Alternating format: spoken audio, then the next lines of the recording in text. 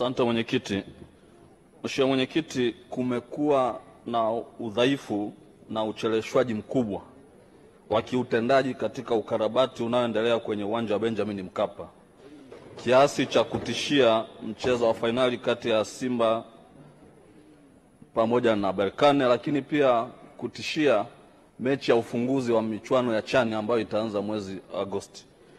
Je, serikali inatoa commitment gani kuhakikisha kwamba mchezo huu muhimu wa fainali unachezwa katika uwanja wa Benjamin Mkapa, lakini pia mashindano haya, ufunguzi wa mashindano haya ya CHAN yanafanyika katika uwanja wa Benjamin Mkapa?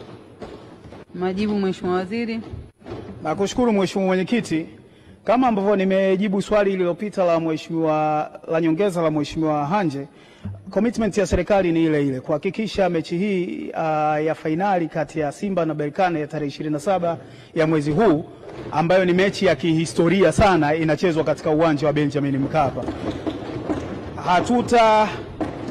Hatutakuwa tayari kupokea kitu chochote chini ya hapo, na kama ambavyo nimesema, serikali imefanya kila inaloweza, ikiwemo kuajiri kwa dharura mkandarasi mwenye uzoefu mkubwa katika masuala ya kutengeneza pitch ili kuhakikisha uwanja ule unatengemaa.